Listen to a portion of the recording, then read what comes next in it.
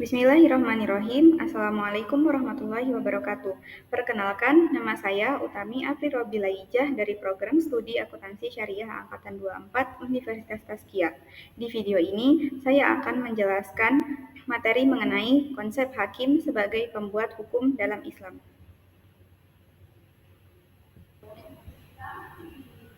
Ada 4 subbab materi yang akan saya jelaskan di video ini, yaitu yang pertama, konsep hakim dalam Islam. Yang kedua, cara mengetahui hukum Allah.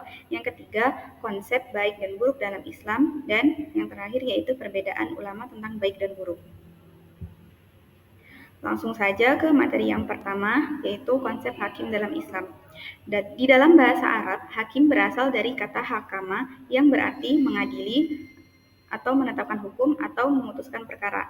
Dalam konteks Islam, hakim yaitu Allah Subhanahu wa taala itu sendiri sebagai satu-satunya sumber hukum yang mutlak. Allah adalah Al-Hakim atau yang Maha Bijaksana yang menetapkan aturan syariat untuk kemaslahatan manusia. Langsung saja lanjut materi ke yang kedua, yaitu cara mengetahui hukum Allah. Cara mengetahui hukum Allah ada 2 cara. Yang pertama yaitu melalui wahyu. Yang pertama ada Al-Quran, yaitu sebagai sumber hukum pertama dan utama dalam Islam. Yang kedua ada Sunnah, yaitu penjelasan Nabi Muhammad SAW terhadap Al-Quran. Dan cara yang kedua yaitu dengan akal dan ijtihad. Bila tidak ada dalil nas, Al-Quran dan hadis, maka digunakan akal sehat melalui proses ijtihad seperti qiyas atau analogi hukum, ijma atau kesepakatan ulama, dan istihsan. Baiklah, lanjut lagi ke materi selanjutnya, yaitu materi ketiga, konsep baik dan buruk dalam Islam. Di dalam Islam, konsep baik dan buruk berkaitan erat dengan hukum syariat. Baik yaitu segala sesuatu yang sesuai dengan perintah Allah dan membawa manfaat, sedangkan buruk yaitu segala sesuatu yang dilarang oleh Allah dan membawa kerusakan.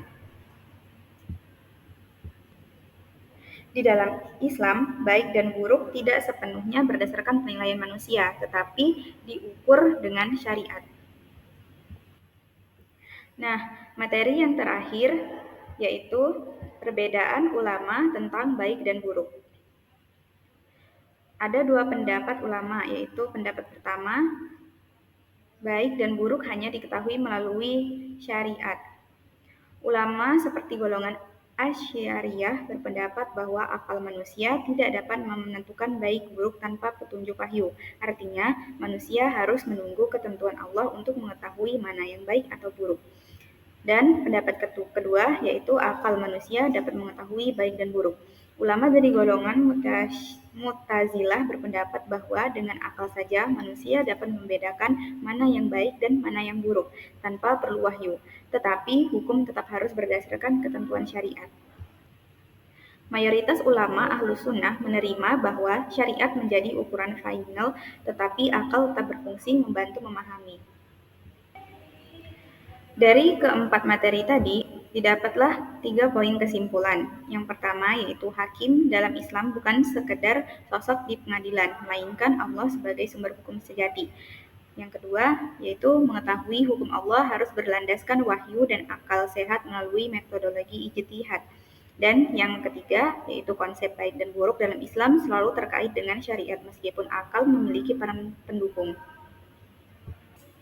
Demikianlah pemaparan materi tentang konsep hakim sebagai pembuat hukum dalam Islam dari saya. Semoga kita dapat memahami bahwa Allah lah sumber hukum tertinggi dan bahwa baik dan buruk dalam kehidupan harus selalu kita ukur dengan syariatnya. Mari kita terus memperdalam ilmu, menguatkan akidah, dan menerapkan nilai-nilai keadilan dalam setiap aspek kehidupan kita. Terima kasih atas perhatian dan partisipasinya. Wassalamualaikum warahmatullahi wabarakatuh.